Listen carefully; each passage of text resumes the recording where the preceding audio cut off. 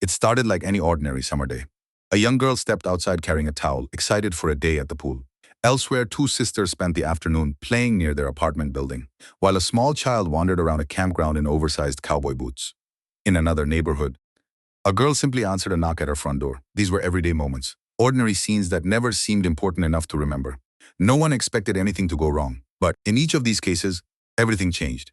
Each child disappeared without a trace, and none of them have ever been found. Today, we're looking at four heartbreaking missing child cases that remain unsolved. While years have passed, these investigations are still open, and there is always hope that someone, somewhere, may recognize a face, remember a detail, or finally come forward with information that could help solve them. Let's begin with the first case, the disappearance of Tonda and Diamond Bradley Tonda Z. Bradley was born on January 20, 1991, in Chicago, Illinois. She was 10 years old when she vanished. Standing about 4 feet 2 inches tall and weighing roughly 70 pounds, she had brown hair, brown eyes, and usually wore her hair in a long ponytail. She also had a noticeable burn scar on her left forearm, approximately the size of a quarter. Family members remembered Tonda as energetic, confident, and naturally entertaining. Her great-aunt described her as witty and full of personality, the kind of child who could make an entire room smile without even trying. Dancing was her greatest passion, and she loved performing whenever she had the chance. Her relatives often encouraged her to dance, and she happily did. Although she loved having fun, Tonda was also very responsible. She looked after her younger sister, Diamond, almost like a second mother. She had an excellent memory, especially when it came to phone numbers, and she often called her great-aunt simply to say hello. One of her favorite expressions was girl, and instead of saying goodbye, she would cheerfully say baby bye. That summer, she was attending classes at Doolittle Elementary School, located just a couple of blocks from her family's apartment. Her younger sister, Diamond Everett Bradley, was born on November 25, 1997. She was only 3 years old, stood about 3 feet tall, and weighed around 40 pounds. She had black hair, deep brown eyes, braided ponytails tied with purple hairbands, and a small scar on the left side of her scalp, unlike her outgoing older sister. Diamond was naturally shy and quiet. She was hesitant around strangers but became talkative and affectionate once she felt comfortable. Family members remembered her as a gentle little girl with a warm smile. The sisters were part of a family of 4 girls. Rita was the oldest, followed by Tonda, then Victoria, with Diamond being the youngest. They lived with their mother, Tracy Bradley, at the Lake Grove Village Apartments in Chicago's Bronzeville neighborhood on the city's south side. The Bradley family had many relatives living nearby, creating a close-knit support system where family members regularly helped care for one another's children. Their grandmother, Mary Ty Bradley, lived in the Robert Taylor Homes, a large public housing complex in Bronzeville. Tracy also worked there, so the children frequently divided their time between their mother's apartment and their grandmother's home. While staying near their grandmother, Tonda and Diamond participated in dance and gymnastics programs at Robert Taylor Park. Only a few months before they disappeared, their great-aunt saw them together for what would unknowingly be the final time during a family funeral. Tonda was happily dancing as usual, while Diamond quietly peeked around a corner, smiling shyly. Each girl expressed her personality in her own unique way, and both seemed happy and full of life. On the evening of July 5, 2001, the family's routine seemed completely normal. 2 of the Bradley sisters, Rita and Victoria, spent the night with their grandmother at the Robert Taylor Homes, while Tonda and Diamond remained at home with their mother. Around 9:30 p.m., 2 of Tracy's friends came over to watch a Chicago Cubs game. One of the visitors was a neighbor known as Porgy, who had occasionally helped babysit the children, along with his friend Stephen. The visitors left approximately an hour later. After they departed, another neighbor briefly stopped by, but remained near the apartment entrance, and later told investigators he did not notice the girls. Later, that night, Tracy left to spend the night at her boyfriend George's house after reminding Tonda not to let anyone into the apartment. That meant 10-year-old Tonda and 3-year-old Diamond were alone overnight. Pawn records later revealed that several calls were made to and from the apartment during the night. One incoming call was received around 2 a.m., and another outgoing call was placed to George's residence. Investigators have never been able to determine who made those calls. The following morning, July 6, George drove Tracy to work for her 7 a.m. shift. Throughout the morning, Tracy repeatedly tried calling home but received no answer. She called at 7:58 a.m., again at 8:06 a.m. and later at 8:45 a.m., even leaving a message asking someone to answer the phone. However, at 8:17 a.m., someone inside the apartment called Tracy's cell phone. Investigators believe the caller was most likely Tonda, but Tracy missed the call. The voicemail reportedly said, "Mom, George is at the door." Later that morning, around 11 a.m., George picked Tracy up after work, and together they returned to the apartment. When they arrived, according to family members, Tracy named her youngest daughter Diamond as a deliberate message directed toward George, making the family dynamic even more complicated. Despite being involved with Tracy, George reportedly showed little interest in her children. Rita later recalled that he generally avoided them. and preferred not to spend time around them. His interactions with the girls were said to be limited. That made what happened on July 5, 2001 seem unusual. George suggested taking the children on a camping trip to Lake Shaffer, Indiana, roughly a 2-hour drive from Chicago. Investigators and relatives later questioned whether that trip had ever truly been planned. Private investigator P. Foster openly dismissed the story, stating that the proposed camping trip appeared to be fabricated and never actually took place. On July 6, George purchased several items from Home Depot, including bleach, heavy-duty contractor trash bags, and work gloves. Investigators later learned that 4 trash bags were missing from the roll. Although George maintained that he had only used 2 during home renovation work, he also claimed that he disposed of the used garbage bags in a lagoon near Washington Park. But despite searches, authorities never recovered them. The bleach purchase also attracted attention because investigators considered the possibility that it might have been used to remove evidence after the girls disappeared. However, no direct proof was ever established. Neighbors also reported behavior they considered suspicious. At a garage located about 10 miles from the Bradley apartment, witnesses claimed they saw George burning unidentified material inside 55-gallon metal drum. They later said he loaded the barrel into his vehicle and drove away. When investigators examined George's car, they reportedly discovered burn marks and impressions suggesting that a large metal drum had recently been transported inside. Forensic testing also found hair in the trunk of the vehicle. According to reports, one strand was consistent with Tonda Bradley, while another matched Tracy Bradley. Rita later told investigators that she and her sisters had only ridden in George's vehicle a handful of times and had never been inside the trunk. George offered an explanation, saying he had occasionally hidden the children in the trunk while entering drive-in movie theaters to avoid paying additional admission fees. Later that evening, George reportedly drove to Gary, Indiana, approximately 45 minutes from Chicago. A woman living there later claimed that he arrived at her home looking nervous and shaken. However, investigators were never able to independently verify her account. Around 2 a.m., law enforcement placed a call to George's residence. Someone answered the phone and remained on the line for roughly 3 minutes, but investigators determined it was not George speaking. Attention also turned toward Tracy. For more than 2 decades, Tracy consistently told investigators and reporters that George had spent the night at her apartment before the girls disappeared. Years later, during a 2023 television special, she acknowledged that this account was inaccurate and admitted she had actually stayed at George's home that night. Investigators also experienced difficulties arranging interviews with Tracy. On several occasions, scheduled meetings were missed. In March 2002, when an officer asked her to come to the police station to discuss new investigative leads, an altercation reportedly occurred. Tracy was taken into custody and questioned briefly, but the interview ended soon after her attorney arrived. Another point of controversy involved the handwritten note believed to have been left by Tonda. Some relatives questioned whether a 10-year-old would have written it, saying the spelling and grammar seemed unusually polished for her age. They also felt the message did not match Tonda's normal behavior. Family members explained that she had memorized important phone numbers and usually preferred calling relatives directly whenever she wanted to communicate something important. Tonda's great-aunt, Shalia, believed the note may not have been written freely. She expressed her opinion that if Tonda did write it, someone could have been standing nearby telling her exactly what to say. Another disputed piece of evidence involved a reported second voicemail. According to family members, Tonda left another message saying she and Diamond were going to the store with George to buy Victoria's birthday cake. However, investigators later stated they never received that recording and never had a copy available for review. Several relatives insisted they had personally heard the message. Tracy's sister, April, explained that she had access to the family's voicemail system because she had originally set up the account's security codes. She said she listened to the recording herself, but claimed it later disappeared. Shalia also stated that she had somehow saved the voicemail and forwarded it to her email. However, questions were later raised about that claim because consumer mobile phones available in 2001 generally lacked the ability to record voicemail audio in that manner. Retired Detective Ed Carroll reportedly asked to hear the alleged recording, but no verified copy was ever produced. Lead investigator Pamela Child, who worked the case from its earliest days, has said she always believed the girls were likely taken by someone rather than wandering away on their own. Investigators found no evidence of forced entry into the apartment, leading Detective Child to conclude that whoever removed the girls was almost certainly someone they already knew and trusted. She later stated that, in her opinion, the people most capable of providing answers were George and Tracy. The Bradley family shared a similar belief. Shalia maintained that this was not a case involving a stranger approaching the children.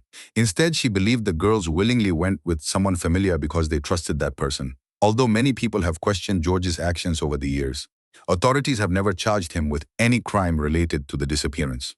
Investigators have repeatedly stated that the available evidence remains circumstantial, meaning it has not been sufficient to support criminal charges. The disappearance of Tonda and Diamond Bradley quickly grew into one of the largest missing child investigations ever conducted in Chicago, according to the FBI. It became one of the longest-running active missing person searches in the country. The response was massive. Hundreds of Chicago police officers, FBI agents, and civilian volunteers searched throughout the city's south side. Search teams examined neighborhoods, abandoned buildings, factories, sewer systems, and countless other locations in hopes of finding evidence. Investigators interviewed dozens of witnesses and reviewed nearly 100 registered sex offenders living in the surrounding area. The search eventually expanded beyond Illinois, including a search of the girl's great-grandfather's home in Wisconsin, but no evidence connected to the sisters was found. Both Tracy Bradley and George were questioned extensively. Each reportedly spent approximately 22 hours in separate interviews with investigators and agreed to take polygraph examinations. According to police sources, both tests were considered passed. However, the family's private investigator, P. Foster, later claimed that George's examination produced inconclusive results instead. Detectives also followed several leads outside Chicago. One investigation involved a man from North Africa who had previously been paying child support for one of the girls. Those payments stopped during the summer of 2001 after he learned he was not the biological father. FBI agents later traveled to Morocco to investigate that lead, but it produced no evidence connected to the case. Over the years, numerous people have claimed to be one of the missing Bradley sisters. Investigators estimate that roughly a dozen such claims have been investigated, with most being dismissed after verification. In 2019, a woman in Texas claimed she was Diamond Bradley, but investigators determined that her story was not supported by the available evidence. Another claim emerged in May 2023, when a woman living in Harris County, Texas, posted videos online stating that she believed she was Diamond. She contacted Tonda and Diamond's great-aunt, Shalia, through social media and voluntarily agreed to provide a DNA sample and fingerprints to the FBI. The woman said she remembered spending time with Tonda during childhood before being separated from her. She also claimed she had only recently escaped from people who had allegedly kept her captive for many years. One detail caught the family's attention. Diamond's missing person records noted a scar on the left side of her scalp, and the woman reportedly had a scar in the same location. Because of that similarity, Shalia said the woman appeared genuinely determined to prove her identity and willingly cooperated with investigators. The FBI, however, has not publicly commented on the results of the DNA testing, and no official findings have been released. Investigators have also expressed concern that if Tonda had been alive and living freely for all these years, she likely would have found a way to contact her family. As a result, law enforcement has considered two primary possibilities. Either the sisters are no longer alive, or they were taken somewhere outside the United States. The investigation remains active, with the Chicago Police Department continuing to lead the case while working alongside the FBI. Public reports released in 2021 indicated that investigators had no significant new leads at that time. Authorities continue to offer a $10,000 reward for information that could help locate Tonda and Diamond or explain what happened to them. The National Center for Missing and Exploited Children has also created age-progressed images showing what the sisters may look like as adults. Today, Tonda would be approximately 35 years old, while Diamond would be around 28. For more than 20 years, Shalia has remained one of the family's strongest advocates. She has continued raising awareness through social media, public events, and community outreach to ensure the sisters are not forgotten. Every year, relatives gather to honor Tonda and Diamond and remind the public that their case remains unsolved. During the 20th anniversary in 2021, more than 50 family members met at Robert Taylor Park to remember the girls and encourage anyone with information to come forward. Tracy Bradley told reporters that keeping the case in the public eye was essential because renewed attention might eventually lead someone to share the information investigators need. Standing beside her, Shalia urged anyone with knowledge about the case to end the silence, saying the family believes someone knows what happened to the sisters. The tradition continued in July 2025, when relatives gathered again for the 24th anniversary memorial at Dan Ryan Woods. The family believes the lack of physical evidence has made prosecution difficult, leaving investigators without enough proof to file criminal charges despite years of suspicion. Even after more than 2 decades, they continue to hope that the truth will someday be discovered. Anyone with credible information about the disappearance of Tonda and Diamond Bradley is encouraged to contact the appropriate law enforcement agency or the case investigators. The disappearance of Dior Kuns Jr. Dior Kuns Jr. was known to his family as Little Man.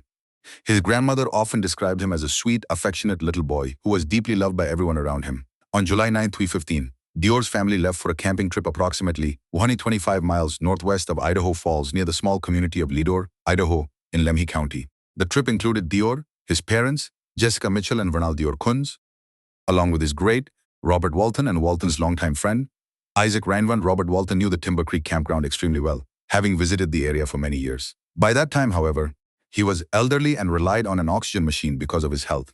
For Isaac Reinwan, this was his first time meeting Jessica, Vernal, and young Dior. The group traveled in two separate vehicles. Dior rode with his parents, while Walton and Reinwan arrived in another vehicle. By the time everyone reached the campground, darkness had already fallen. Reinwan pitched a tent, Walton stayed in his camper, and Dior's family slept in the back of Walton's blue Chevrolet Blazer. The campsite was isolated. A steep hillside bordered one side of the area, while the opposite side dropped roughly 8 to 10 feet toward a nearby creek. According to investigators, there were no other campers staying close to them that night. The following morning, July 10, everyone gathered for breakfast. Reinwan later remembered watching Dior happily walk around the campsite, wearing oversized cowboy boots that were noticeably too large for him. Around midday, Jessica and Vernal drove Dior to the Stage Stop Junction store in Lidor, a trip that took about 30 minutes over rough roads. After returning to camp, Jessica and Vernal decided to explore the surrounding area. Jessica later said she asked Robert Walton to watch Dior before they left. Walton, however, maintained that he never heard such a request. His explanation also changed over time. At first, he said he had been resting alone inside the camper. Later, he acknowledged that Dior had been near the creek with him and claimed the child disappeared after he looked away for only a brief moment. Isaac Reinwan gave a different account, stating that he had been fishing by himself and that Dior had not been with him. Former Lemhi County Sheriff Steve Penner later summarized the conflicting accounts by saying investigators believe the parents left Dior with his great-grandfather, while Walton believed the boy had gone with his parents and Reinwan was occupied fishing nearby. Roughly 30 minutes passed before anyone realized Dior was missing. One detail immediately stood out: his favorite blanket, drinking cup, and stuffed monkey. The three items his parents said he never willingly left behind. We're all still sitting at the campsite at 2:08 p.m. Jessica Mitchell called 911, reporting that her 2-year-old son had disappeared. She described his clothing, including oversized cowboy boots, pajama pants, a camouflage jacket, and his shaggy blonde hair. While Jessica was able to make the emergency call from the campsite, Vernal drove down a nearby dirt road, searching for a stronger phone signal. Later, Vernal explained that he believed the campsite was relatively enclosed, making it difficult to imagine how Dior could have wandered away without someone noticing. Despite an extensive search, Dior was never found. For approximately 6 months, investigators continued their work without publicly identifying anyone as a potential suspect. That changed in January 2016, when then Sheriff Lynn Bowerman announced that he believed Dior's parents were not being completely truthful with investigators. Bowerman publicly stated that he believed Dior had died, although he did not say whether he thought the death had been accidental or intentional. He also said he believed the child's body was no longer on the mountain and described the case as a likely homicide. According to Bowerman, one of the biggest obstacles was the number of conflicting statements investigators had received. He said the family's descriptions of where everyone had been, along with their movements and timelines, continued to change throughout the investigation, making it difficult to determine exactly what had happened. Investigators also identified Robert Walton and Isaac Reinwan as persons of interest, although neither man was ever officially named as a criminal suspect. Even so, Bowerman indicated that he considered Dior's parents to be of greater investigative interest. Authorities ultimately focused on 3 possible explanations. The first was that Dior may have been attacked by a wild animal native to the area, such as a mountain lion or wolf. The second possibility was an abduction. The third involved foul play. One important piece of evidence involved Dior's oversized cowboy boots.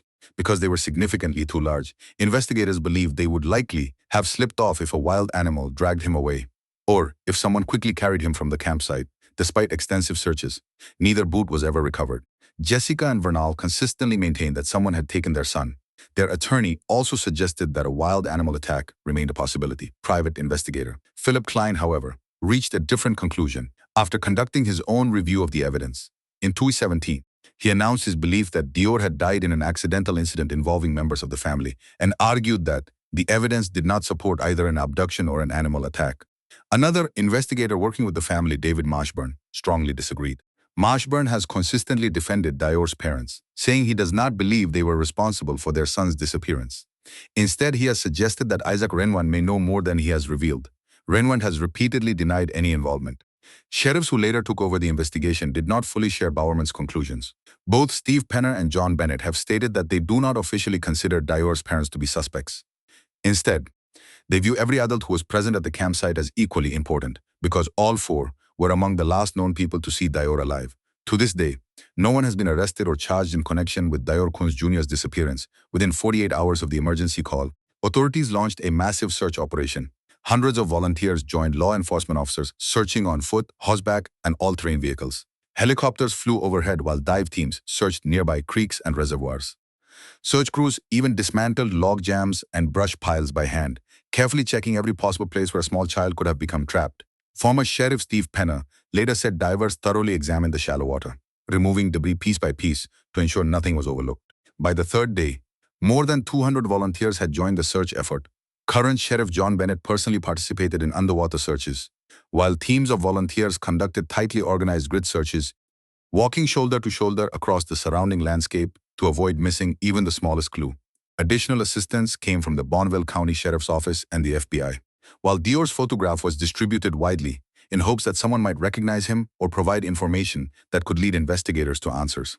The search for Dior expanded rapidly across eastern Idaho. His photograph appeared on posters and billboards throughout the region, and investigators began receiving tips from people across the United States.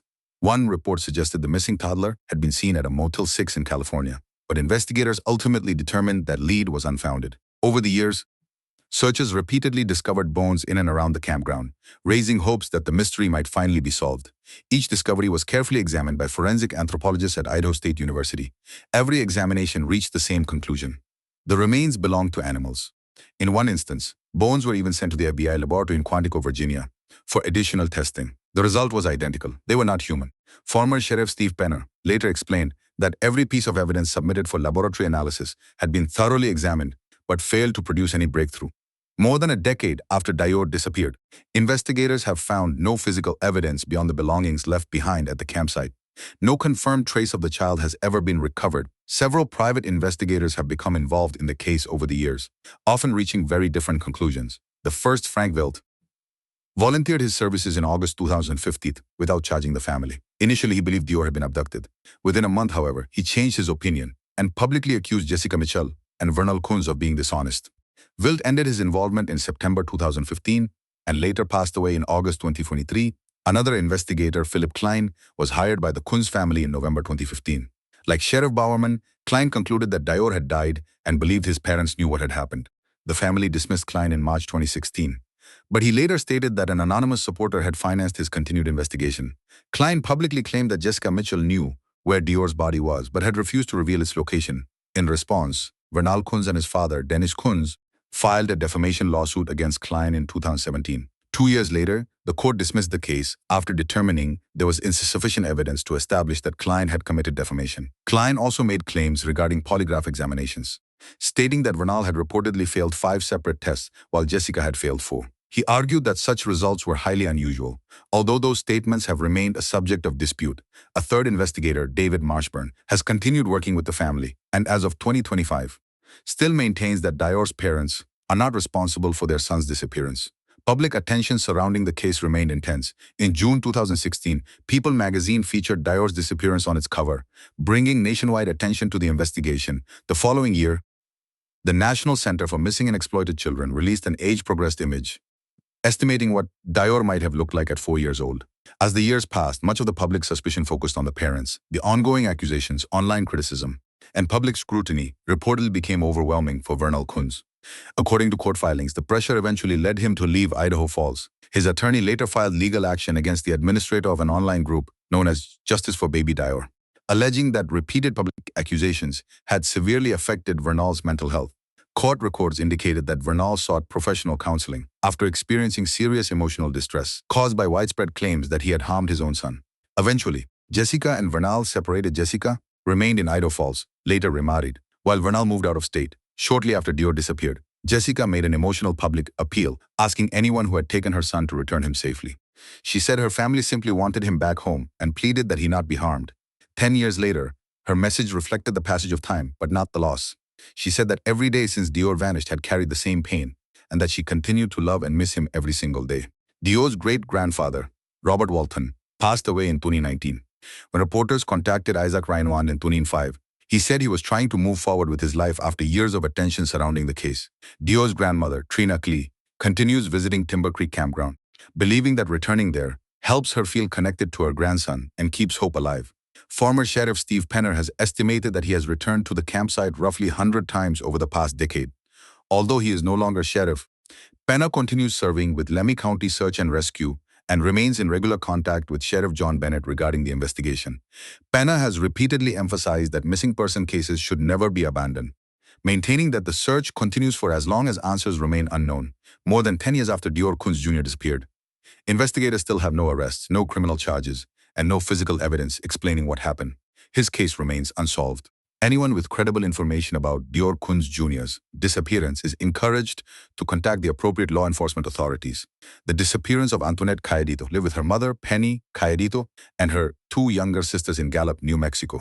On the evening of April 6, 1986, Penny spent time away from home, leaving a babysitter to care for the children. She returned shortly after midnight.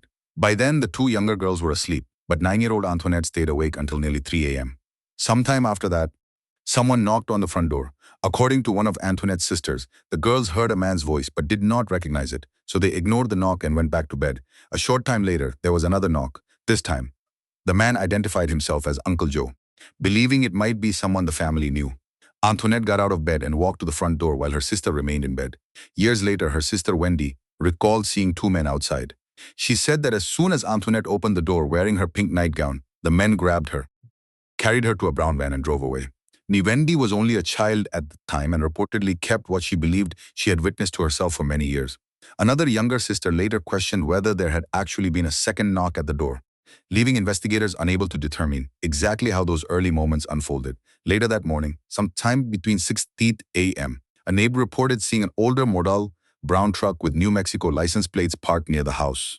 The witness observed a man walk toward the front door, but could not provide investigators with a detailed description of either the individual or the vehicle. Penny later said she had slept through the night and did not realize Antoinette was missing until around 7 a.m. When she went to wake the children and found Antoinette's bed empty, she immediately searched the neighborhood and visited nearby homes, but no one had seen her daughter. Only after those efforts failed did Penny begin to fear something far more serious had happened. Around 11 a.m., she contacted the police. According to Penny, she was told she would have to wait 8 hours before an official missing person report could be taken, a policy that was common in some jurisdictions at that time. Initially, investigators believed a stranger may have lured Antoinette away. However, the use of the name Uncle Joe suggested that whoever came to the house knew personal details about the family. Investigators believed the caller understood that using a familiar relative's name could persuade the child to open the door. As the years passed, detectives began examining events inside the home more closely. Investigators noted that Penny's description of the night changed over time. Her original account stated that she slept through the night and discovered Antoinette missing the following morning. During a 1994 FBI interview, however, Penny reportedly gave a different version. She said she heard someone knocking between 3:30 and 4:30 a.m., instructed Antoinette to answer the door, and waited approximately 30 minutes before realizing her daughter had not returned. During that same period, investigators reported that Penny made statements suggesting she had prior knowledge about who was coming to the house. According to investigative records, she claimed she had discussed a plan involving her daughter with a man she identified as Emiliano Gardella, sometimes referred to as Emo. Penny also told investigators that Gardella had given Antoinette flowers on 3 separate occasions shortly before she disappeared. The FBI later administered a polygraph examination to Penny, which investigators said she did not pass. Former Detective Marty Escobedo, who worked on the case, later stated that he believed Penny knew more about the disappearance than she admitted publicly. Although investigators reportedly suspected her involvement, no criminal charge were ever filed. Penny consistently maintained that Antoinette would never have opened the door for a complete stranger, reinforcing the belief that the child recognized or trusted whoever was outside. After the disappearance was reported, officers and local residents searched the surrounding foothills near Gallup but found no sign of the missing girl. From the beginning, investigators largely believed the case involved an abduction. One of the earliest persons examined was a family uncle, after one of the younger sisters suggested he might have been the man at the door. Police questioned him, quickly ruled him out, and never considered him a suspect afterward, nearly 1 year later. In April 1987, the Gallup Police Department received a disturbing telephone call. A young girl identified herself as Antoinette and claimed she was calling from Albuquerque. Before investigators could trace the call, an angry male voice interrupted, demanding to know who had allowed her to use the telephone. A struggle could reportedly be heard before the line suddenly disconnected. The recording lasted only about 40 seconds and was preserved. Authorities were never able to determine whether the caller truly was Antoinette or whether the call had been an elaborate hoax. Penny listened to the recording many times and became convinced that the frightened voice belonged to her daughter. In an effort to generate new leads, The FBI later released computerized age-progressed images showing what Antoinette might look like as a teenager. A few months afterward, a waitress in Carson City, Nevada, contacted authorities after believing she had served the missing girl. She recalled waiting on a table occupied by a man, a woman, and a teenage girl. According to her account, the girl repeatedly dropped her fork throughout the meal and briefly grabbed the waitress's hand each time it was returned. After the family left, the waitress discovered a handwritten message hidden beneath a plate. It read, "Help me. Call the police." By the time she realized what the note said, the three people had already left the restaurant. Investigators were never able to confirm whether the girl was actually Antoinette. The family also sought guidance through traditional Navajo spiritual practices. A respected medicine woman performed a crystal ceremony intended to gain insight into missing individuals. According to her interpretation, Antoinette was still alive, possibly had a child of her own, and was being held somewhere in the American Southwest against her will. Penny said those beliefs gave her comfort and helped her continue hoping that her daughter was alive. Sadly, Penny passed away in 1999 without ever learning what had happened to Antoinette.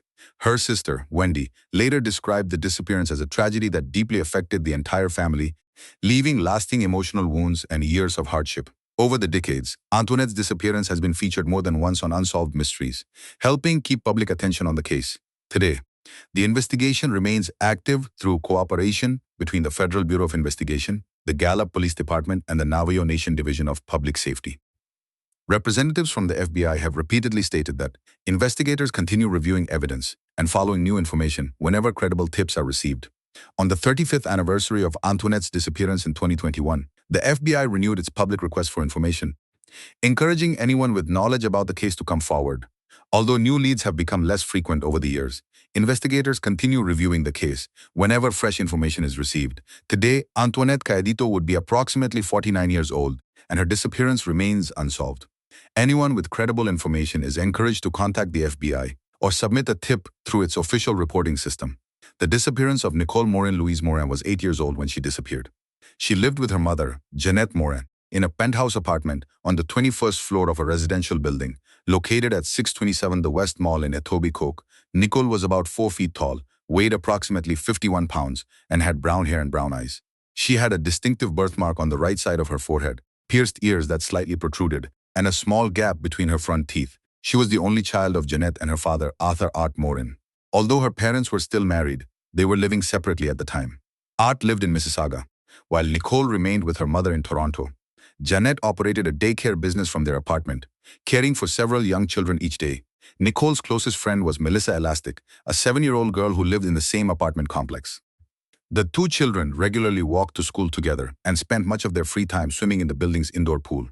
Since Nicole's mother also babysat Melissa's younger brother, the two families knew each other well. For the girls, meeting at the pool during summer was part of their normal routine.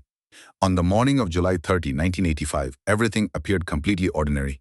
Nicole planned to ride the elevator downstairs, meet Melissa at the pool, and spend the day swimming at approximately 8 a.m.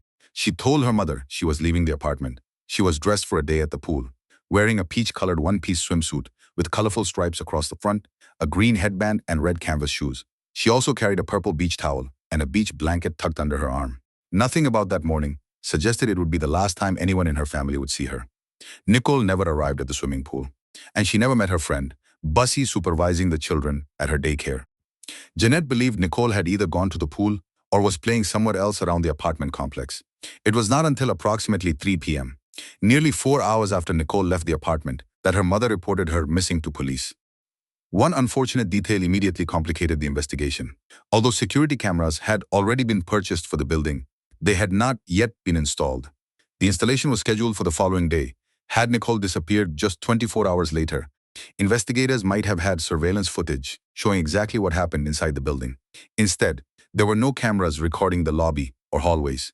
Nicole seemed to vanish without leaving any clear evidence behind. The disappearance prompted one of the largest search operations in the history of the Toronto Police Service. A dedicated task force of approximately 20 investigators was formed, and officers eventually spent more than 15,000 investigative hours searching for answers.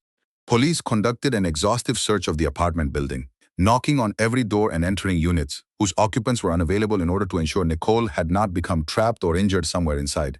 During the investigation, one witness recognized Nicole's photograph and confirmed seeing her reach the building's lobby. Beyond that point, however, investigators were unable to determine where she went. Detective Sergeant Steve Smith later explained that investigators had no reliable evidence showing what happened after Nicole entered the elevator and reached the lobby. The following day, search efforts expanded dramatically. Police searched nearby areas around Highway 27 using helicopters, mounted officers, boats, police dogs, and large teams of officers on foot. Investigators also learned of a potentially important witness. Approximately 45 minutes before Nicole disappeared, a resident noticed an unfamiliar blonde woman sitting in the hallway outside Nicole's apartment with a notebook. Police attempted to identify and interview the woman, but were never able to locate her. Community support quickly grew. More than 900 volunteers joined the search effort. The case also became the first major investigation supported by Crime Stoppers Toronto, which offered a $1,000 reward for information leading to Nicole. Posters were distributed throughout the city, and investigators recreated Nicole's final known movements in hopes that someone might remember seeing her. The Toronto Star printed thousands of additional missing person posters, while police distributed hand-drawn portrait images based on Nicole's appearance throughout the region. During the investigation, police also found an old handwritten note Nicole had written several months before disappearing. The note simply read, "I'm going to disappear," although there is no evidence linking the note to her disappearance. Investigators acknowledged that the message became especially unsettling in hindsight. Police carefully investigated relatives, friends, and other people connected to the family, eventually clearing them of involvement. As time passed without answers, homicide detectives also became involved in the investigation. Officials estimated that the first year of investigative work alone cost approximately 1.8 million Canadian dollars. Despite the enormous effort, the case remained unsolved. Investigators continued searching for new leads over the following decades. In 2001, Crime Stoppers released an updated age-progressed image showing what Nicole might have looked like in her mid-20s and distributed it through more than 1,000 organizations in 17 countries. A few years later, in 2004, researchers from a Belgian organization specializing in facial comparison technology reported a possible resemblance between Nicole's age-progressed image and photographs appearing on a Dutch child advocacy website. Authorities investigated the information, but it ultimately produced no confirmed connection. Organizations including Child Find Ontario continued raising public awareness by displaying Nicole's photograph in highly visible locations. Her image appeared at Esso gas stations, on billing materials distributed by Rogers Communications and the Canadian Imperial Bank of Commerce, on Toronto Transit Commission display screens, and even on the backs of transport trucks traveling throughout Canada. Additional public awareness campaigns and reenactments were also produced over the years. For the 29th anniversary of Nicole's disappearance in 2014, Toronto police created another video reconstruction that was shown in Mac's convenience stores across Ontario. Later that same year, investigators received information that prompted another major search. In October 2014, TOT officers, including members of the Ontario Provincial Police and the Toronto Police Service, searched an area near Springwater Township with specially trained cadaver dogs. The operation stemmed from a tip originally reported nearly 30 years earlier, although investigators had examined the information decades before without success. Renewed public interest in 2014 convinced police it deserved another review. Officials described the search as a long shot, but emphasized that every credible lead had to be investigated. For Nicole's family, every possibility, no matter how unlikely, was still worth pursuing in the hope that one day the mystery of her disappearance would finally be solved. Investigators have always acknowledged that several possibilities remain. Detectives have pointed out that Nicole could still be alive somewhere, living under different circumstances or choosing not to reveal her identity. At the same time, they have never ruled out the possibility that she became the victim of a violent crime, because no definitive evidence has ever explained what happened. Investigators continue to pursue every credible lead that comes in. Unfortunately, the renewed search conducted in 2014 did not uncover any evidence connected to Nicole's disappearance. The following year, marking 30 years since she vanished, Toronto police organized a community event called Nicole's Run, a 5-kilometer memorial held at Centennial Park. The event included a candlelight vigil and raised approximately $3,000 for the Canadian Centre for Child Protection. In 2019, investigators released another age-progressed image showing what Nicole might look like in her early 40s. A new lead emerged in 2020 when a woman contacted a missing person advocacy group. She explained that she had been about 12 years old on the day Nicole disappeared. According to her memory, she saw Nicole with an unidentified adult man in a park located a few kilometers from Nicole's apartment building. The witness said the man appeared to be controlling or accompanying the young girl. Although decades had passed, investigators considered the information significant enough to review. In 2022, the volunteer organization, Please Bring Me Home, conducted a search of the same park using specially trained cadaver dogs. During the search, the dogs alerted investigators to a specific location that could potentially contain buried human remains. However, no excavation has been carried out at that site. and authorities have emphasized that even if one were conducted, there is no guarantee it would be connected to Nicole. Over the years, investigators also examined Calvin Hoover, a man whose name had surfaced in connection with another missing person case from the same period. Although he was investigated, no charges were ever filed against him regarding Nicole's disappearance. Hoover died in 2015, meaning any information he may have possessed, if any at all, was never confirmed. Nicole's disappearance had a profound impact on her family. After losing his daughter, Art Morin left his job and devoted himself full-time to searching for Nicole. He established an office dedicated to organizing search efforts and personally followed leads throughout Canada and the United States. For a period, Art and Jeanette attempted to reunite while searching for their daughter together. Despite those efforts, the strain proved overwhelming, and their marriage ended permanently in 1947. Art also hired a private investigator using his own money, even though police had advised against it. As of the most recent publicly available information in 2020, he was still living in the Etobicoke area. Nicole's mother, Jeanette, also searched for answers in her own way, even consulting a psychic in Calgary in hopes of learning what had happened to her daughter. She passed away in 2007 without ever receiving those answers. Nicole's childhood friend, Melissa Elastic, has continued speaking publicly about the case. She has often reflected on how ordinary that summer morning seemed and how easily she could have been the child who disappeared instead. Nicole's disappearance had such a lasting effect on Melissa that she eventually chose a career in law enforcement, serving as a police officer for 21 years. She has also said that the case influenced the way she raised her own children. Even today, Melissa still keeps a photographic negative of Nicole from their childhood, a small reminder of a friendship that ended far too soon. During a 2025 press conference, Melissa appealed directly to the public. She said she believes someone still knows the truth and emphasized that no piece of information is too small to matter. She also encouraged anyone who believes they could be Nicole or anyone uncertain about their own childhood identity to come forward, explaining that investigators now have reliable methods of confirming identities through modern forensic testing. On July 30, 2025, exactly 40 years after Nicole disappeared, the Toronto Police Service announced a $50,000 reward for information leading to her whereabouts.